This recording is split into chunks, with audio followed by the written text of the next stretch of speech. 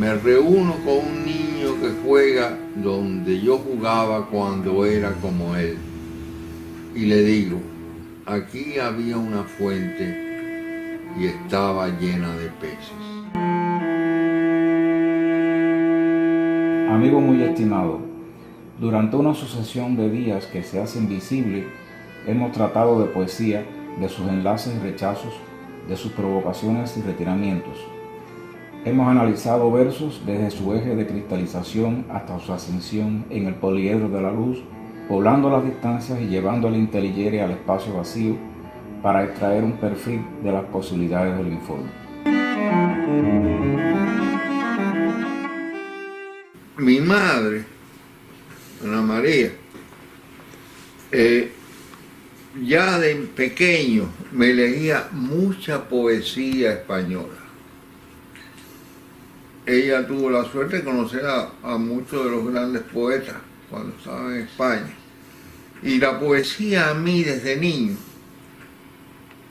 me interesó. Me interesó por lo que me leía mamá y me interesó porque había un libro maravilloso, una serie de libros que se llamaba El Tesoro de la Juventud, que nunca he encontrado después que salí del exilio esos libros.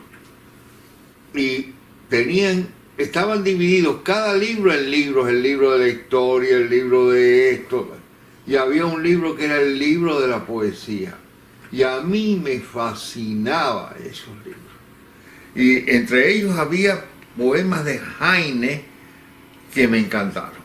Ahí eso empezó mi amor por la poesía, por las lecturas de mamá, por los los poetas que leí en mi infancia, ¿no? Y yo no soy un niño prodigio ni nada de esas ridiculeces, pero eso me fascinó. Y después empecé a leer más y soy un lector voraz. Siempre he creído que la gente que lee no puede ser malo. Eso no tiene que ver con mi filosofía de la vida, pero sí lo he creído. Y además que la gente que lee nunca se queda sola, porque se tiene a sí mismo de otra manera. Y así empecé a eso y empecé a escribir poesía muy joven, a los 12 o los 13 años. Naturalmente,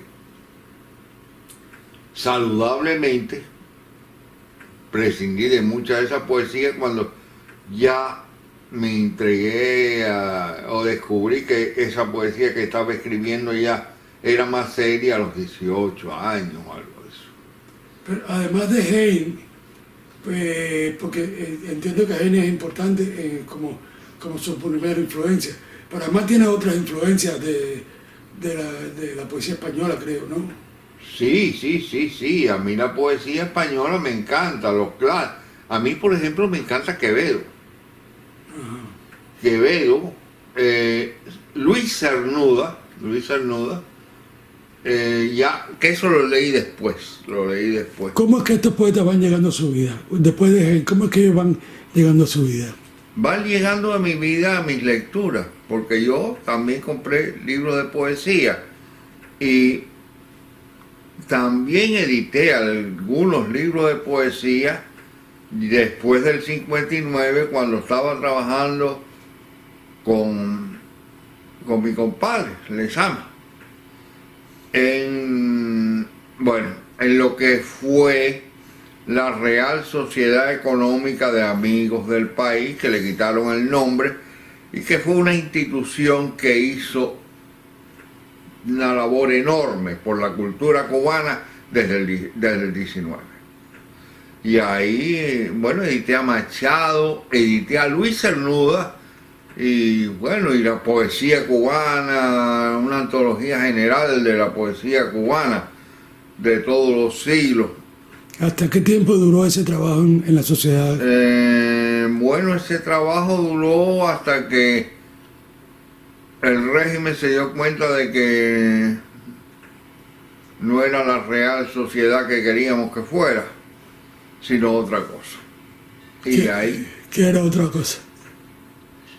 se acabaron de hacer esos libros que editamos, estoy orgulloso, libros muy buenos para la literatura y la historia cubana. Y después, nada, seguir escribiendo, trabajando. Ok, volvamos a sus 12 años. Usted empieza a escribir sus primeros poemas, a los 18 ya se madura y se da cuenta de que está haciendo otro tipo de poesía. Cierto. En ese momento, ¿cuáles son sus influencias o qué buscaba usted en la poesía? Me influyó mucho, aunque para mí la lengua castellana es preciosa. Me influyó mucho la poesía inglesa. Eliot, la poesía alemana con Rilke, que es un poeta que me sigue fascinando.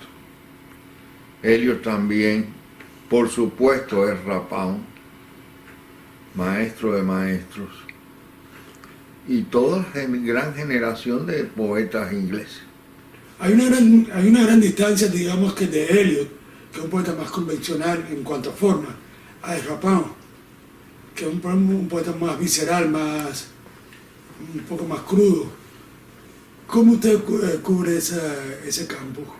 Bueno, en primer lugar hay que pensar una cosa que para mí es importante. Eliot, el que lo hace poeta, es Pound.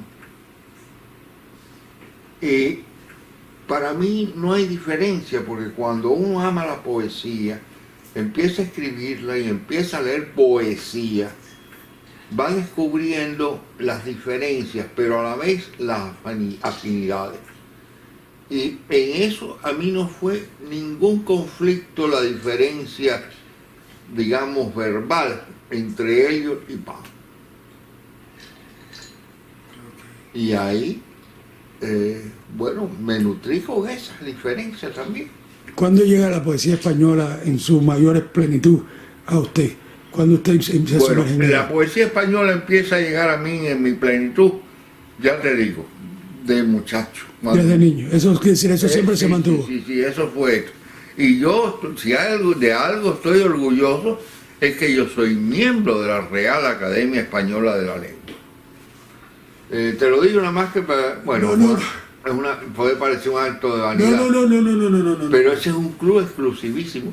Ok, ¿cuándo usted se integra a la Real Academia Española? Me entero ahí en el 70 y pico. Yo fui el académico más joven que me integré como correspondiente en la Real Academia Española. Eso fue en Cuba. En Cuba, estando en Cuba, cuando la Academia Española era una maldición, estaba prohibida. Que radicaba en la casa de Dulce María Linares. En casa de Dulce María. Ahí es donde usted integra la academia como miembro de número. Como miembro de número, en casa de Dulce María. Esto no es una presunción, es que para mí es una lengua preciosa. Y la magia de la lectura, de las lecturas que me hizo mi madre, me ganaron para siempre. Y tengo un amigo tuve un amigo que ya falleció, se llamaba Luis Ángel Casa, que me visitaba mucho, cosa que siempre agradecí, y que fue miembro de la academia y me incorporó a eso. Él era mayor que yo. Y así poco a poco, porque la vida de un poeta es un acto de casualidad y de magia. Nunca olvides eso. La casualidad es lo que te trae cosas muy buenas de pronto a tu vida. Y la magia es todo eso que llega a tu vida y tus lecturas hacen que surja la poesía en ti, que se vaya conformando el espíritu de la poesía en ti. Que tú empieces a querer ser ese poeta. Ese poeta que es un poeta hecho de muchos poetas. Así empezó más o menos todo. Y después no he parado. Y naturalmente tengo la enorme suerte de que cuando llegó el desastre totalitario del castrocomunismo, me cortaron la cabeza. Hábleme de eso, cómo fue que ocurrió eso? Bueno, ¿cómo fue que ocurrió qué? ¿Que me cortaron la cabeza? Sí. Bueno, hijo, en primer lugar, mi compadre Lezama me publicó mi primer libro, hizo que publicara mi primer libro. Una cosa curiosa, el maestro Lezama era un hombre que el régimen odiaba. Y naturalmente, como era un odiado, yo tenía que ser otro odiado. Y él fue el que hizo, con esas politiquerías que tenía el régimen, que publicaran mi primer libro, El Azor. Que empezaron a bufar los canallas que dominan y escriben la cultura cubana. Y después logré, por obra y gracia del Espíritu Santo, publicar mi otro libro, Relaciones. Ahí sí ya poco faltó para que me decapitaran. Hay una crónica famosa sobre mi libro, publicado a toda página. El libro se llama Relaciones, lo recuerdo, que se llamaba Malas Relaciones, escrito por una figura eminente de la cultura castrocomunista. Hábleme usted de su acercamiento a la publicidad. Usted me habla de que usted comenzó en la publicidad y que eso de hecho fue muy importante. La publicidad para mí fue muy importante, aprendí mucho en la publicidad. Yo empecé prácticamente de muchachito en la publicidad, de redactor de texto, pero redactor muy joven. Era, como te digo, la agencia más importante de Cuba. Tenía la cuenta de Bacardí y Alduey, que en esos años, los 50 y pico, largos, era la cuenta más importante de Cuba, facturaba como 1,000,000 y pico de pesos al año. En Cuba en esos años eso era mucho dinero. Y ahí empecé y aprendí mucho de la disciplina de escribir, porque cuando tú tienes que hacer un documental o un comercial, tienes que tener un sentido del tiempo real y del tiempo de las palabras. Y tienes que tener un número de palabras determinadas, un tiempo determinado para ajustarlo. Y eso para mí fue una enseñanza y lo disfruté muchísimo, muchísimo, muchísimo escribiendo. Desgraciadamente, como todo lo que pasó a Cuba, se fue a Bolina, Papalote. ¿Hasta cuándo estuvo trabajando en esa agencia? Hasta que cerraron la agencia. Cuando cierra la agencia de publicidad, ¿qué hace? Bueno, me puse muy encolerizado, como te puedes imaginar, y entonces empecé a trabajar en lo que fue la Real Sociedad Económica de Amigos del País, y con Lezama. Y estuve ahí unos años hasta que cerraron esa institución y se acabó la publicación de libros importantes cubanos que no gustaron y de libros importantes españoles. ¿En ese momento que usted conoce a Lezama o ya lo conocía de antes? Lezama fue amigo de mi padre, porque los dos eran del mismo barrio. Y se conocieron de muchachos, entonces eso fue importante para ellos, ¿no? Mi padre no tenía que ver con la literatura ni nada de eso, no estoy reivindicando nada. Y Lezama y él, y ahí fue donde hice una inmensa amistad con Lezama. Lezama es el padrino de mi hija mayor, Liana María. Para la menor no había un gran poeta para bautizarla. No, de verdad. Pero, y ahí fue cuando empezó mi relación con Lezama, y yo tuve el atrevimiento. Lezama fue un hombre hostigado, negado, perseguido, infamado por el ser, esa maldición que está destruyendo más y más y más a lo que queda de nuestro país, de nuestra patria. Ahí fue donde yo me decidí a escribir un libro sobre Lezama. Órbita de Lezama Lima, Ahí es donde que es se- un libro que ha tenido un éxito, no digo la palabra éxito con vanidad, sino que ha sido reproducido en otros lugares, en América Latina, en España mismo, y que sirvió, yo creo, para reivindicar un poco la figura tan denegada en Cuba de Lezama y Ok. darlo a conocer más en el mundo de nuestra lengua. ¿Cómo fue la experiencia de trabajar ese libro, la recopilación, contactar a los otros autores que participaron? ¿Cómo fue? No, en ese libro no participaron otros El autores. libro es suyo completamente. El libro es mío completamente. Eso fue en la sociedad castrocomunista. Cuando tú quieres hacer algo, lo tienes que hacer solo. Y así se hice yo ese libro.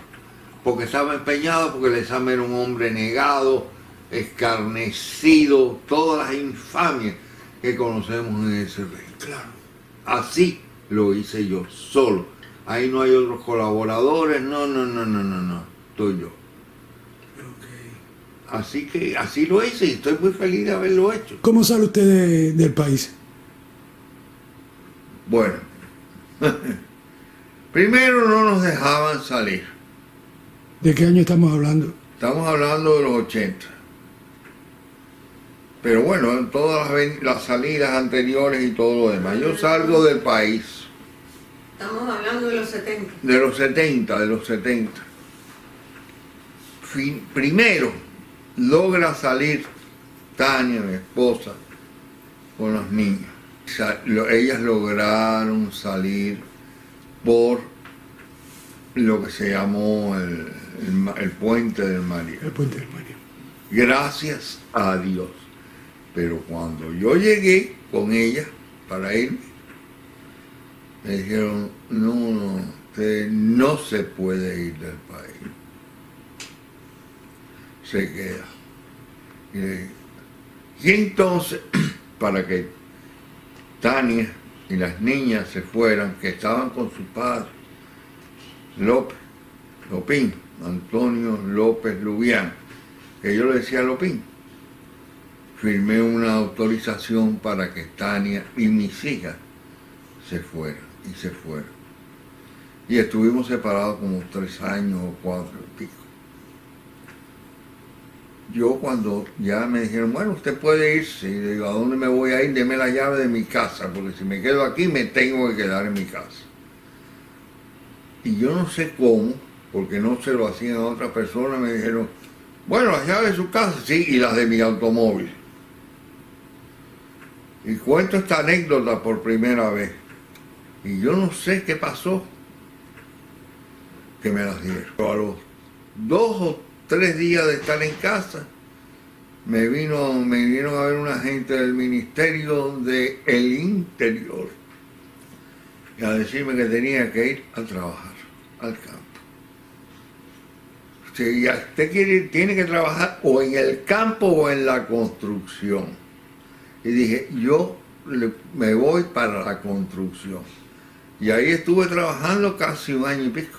Finalmente, Tania, con unos esfuerzos enormes, cuidando a su padre, que ya estaba mayor y malito, con las niñas llegando para encaminarlas, con esa lucha, porque es una mujer extraordinaria, habló con unos amigos, consiguió a través de unos amigos ingleses que me dieran una visa única y extraordinaria de Su Majestad Británica.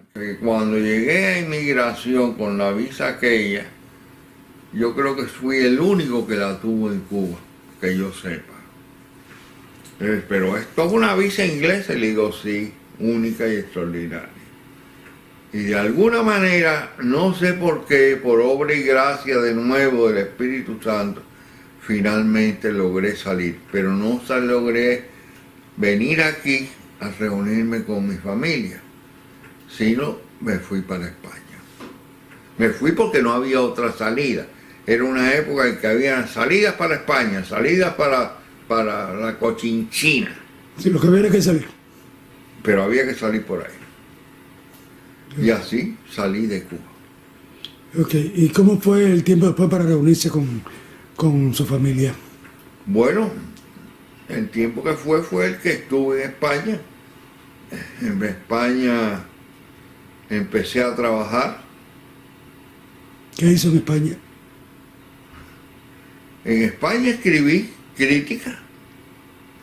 Publiqué también ciertas cosas de poesía, escribí crítica y en revistas literarias importantes, como Cuadernos Hispanoamericanos y todo lo demás. Y bueno, y seguí escribiendo poesía, que parezca increíble. La poesía, entre otras cosas, es un acto de tenacidad. Escribí un libro que me ganó un premio literario en España, el premio José Luis Gallego, titulado Para domar un animal, que es un libro que me encanta. Un libro, y se fue un premio, era un premio español, pero internacional. Y me gané el premio, de lo cual me siento muy feliz y orgulloso.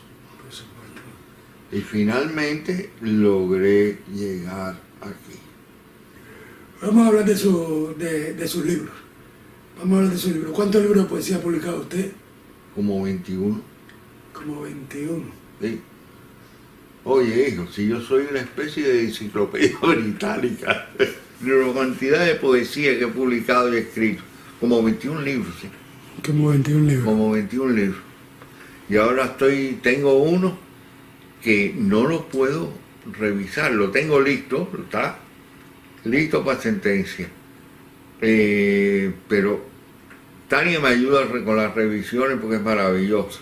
Tania me ayuda con todo. Pero no lo puedo revisar y a mí me gusta darle la última al libro. Yo siempre he sido majaderísimo revisando, pero es que no veo bien, ahora me opero de la vista. Ok. Quiere decir que usted todavía escribe poesía. Sí, por supuesto, por Dios. El día que no escriba poesía es que me voy a morir ya. ¿Cómo es que se vive eso? ¿Cómo es esa relación con la literatura, con la poesía, con la lengua en definitiva? Mira, te voy a dar mi experiencia personal. No es una cosa que le debes que sea de otro ni nada, sino mi experiencia personal. A mí se me ocurre un tema de pronto, o algo me lo sugiere, lo que sea, y empiezo a trabajarlo. Pero yo, en la poesía, como en otras prosas, soy muy cuidadoso. Lo escribo, hago un borrador, hago una primera versión, una segunda versión, un montón, voy a decirlo en cubano, una tonga de versiones. ¿Ok? Y hasta que finalmente digo, yo creo que además ya la doy por terminada. Ok, pero su experiencia. Le hablo de la experiencia, el tránsito, es decir, el momento, esa asunción de escribir la poesía, ¿es la misma ahora que cuando usted empezó a escribirla? ¿O en qué ha variado? Bueno, han pasado muchos años, ¿ok? Entre una y otra, pero a mí siempre me entusiasmó. Para mí escribir poesía parte también de un entusiasmo por un poema, ¿ok? Y cuando yo empecé me alegraba muchísimo. No es que los poemas fueran geniales ni nada, eran los muchachos, prácticamente los muchachos, un muchachito, pero sí me entusiasmaba. Y a mí el acto de escribir es un acto de tratar de captar una idea, un pensamiento, irlo remodelando en un lenguaje verbal. Y que hacer que ese lenguaje tenga primero que nada una diafanidad. Y segundo, yo soy muy, como se dice ahora, bueno, hace algún tiempo se dice ahora, muy conversacional. Y encontrar que esa conversacionalidad, palabra horrible, no sea un mal hablar, sino que sea un buen hablar en buen romance. Ok, ahora hay algo que a mí me llama mucho la atención. Y esto probablemente se deba a la referencia, a la cercanía con Lezama Lima, es una referencia inevitable, ¿no? ¿Hay comunicación entre la poesía de ustedes dos? No, yo no es que... Hay una cosa, Lezama lo quise y lo sigo queriendo, lo quise entrañablemente como amigo, como compadre, es el mejor amigo que yo creo casi que he tenido en la vida. Su literatura, su pensamiento y su gran poesía para mí son importantísimas en mi vida. Pero yo nunca cometí la banalidad de creerme un discípulo poético de Lezama y después empezar a hacer churros tratando de imitar a Lezama. No, la pregunta es muy poco ingenua. La pregunta no es ingenua. La pregunta es un poquito, incluso yo diría retorcida, que es un término que a mí me gusta mucho usar en mis entrevistas, porque a mí me gusta enredar un poco a la gente y ponerla después en un marco. Pregunta, pregunta. Le pregunto esto porque usted mismo es un católico que usted se me definió incluso que usted es un católico devocional, no un católico de... No, sí, de misa los domingos. No, entonces, pero... Confesión y comunión, ok. Porque una de las cosas que trae Lezama, ¿no? Dentro del misticismo, del misticismo de su literatura, fue algo que a mí me advirtió Matos Paoli, el puertorriqueño. Sí. Que me contra el peligro del lezamismo en la poesía. Es decir, no ese rebuscamiento. Yo sé que usted es el católico que quería Matos Paoli que yo fuera. El católico de la práctica, de la vida práctica. No es ese teólogo elucubroso detrás. ¿No? Y por eso es que hago esa pregunta, ¿no? Es decir, ¿cómo influyó el catolicismo en su poesía de usted? El catolicismo no ha influido en mi poesía, ha influido en mi vida. Con mis pecados veniales, con mis pecados mortales, con mis confesiones, todo lo demás. El catolicismo ha influido en mi vida y ha influido en la vida de mis hijas. Y por supuesto, aquí a la que es una santa, yo siempre lo digo, es Tania. Es una cosa, pero el catolicismo forma parte cotidiana de mi existencia. Y yo escribo y no me puedo decir que soy un poeta católico en el discurso, pero creo que mi discurso también puede... Es católico, pero usted lo que no es un, digamos, un católico intelectual de eso, de intelectualizado. No hace teología. Yo soy un católico práctico. Práctico. Eso es lo que, ahí es donde me dirigía la pregunta. Ahí yo soy un católico práctico, ¿ok? Yo soy un hombre que lleva un rosario arriba toda su vida. Y no te miento, mira. No, está bien. No, para que lo veas. Pero, a ver, mira, aquí está. Le pregunto esto porque el defecto es mío. Es decir, a mí me asombra cómo se puede separar o cómo vivir eso. Mira, hijo, mira, te lo quiero enseñar. Sí. Y ya que estás filmándome, haciéndome ese honor, míralo. Que, para que tú veas. Y mira, te voy a enseñar otra cosa. Ay, Dios, pero. Y otra cosa, ¿sabes lo que es esto? Óleo. No, nitroglicerina por problema del corazón. Es que está preparado. Aquí está la salvación eterna y la salvación inmediata. ¿Entendiste? Sí. Las dos cosas, el rosario y esto. A la hora del dolor en el pecho, jalo por los dos, como decimos los buenos cubanos. Así mismo es. Ok, vamos a volver a su libro de poesía. ¿Qué me puede decir de sus libros de poesía? ¿De orden en que están hechos? ¿Cómo es que están hechos? De mis libros de poesía, ¿qué te voy a decir? Yo creo que la poesía es, en un sentido, un crecimiento del individuo, ¿no? Uno va creciendo, van pasando los años y va depurando su poesía. Por ejemplo, yo soy lo que se llama un poeta conversacional, y eso se llama muy académicamente, que es un rollo. Pero trato de hacer un lenguaje muy diáfano, ¿ok? Ese lenguaje diáfano no resta profundidad a la poesía. Desde mi punto de vista ha surgido, esa profundidad es esencial, pero ha surgido eso a través del paso del tiempo. Y yo creo que la poesía mía se fue definiendo muy claramente,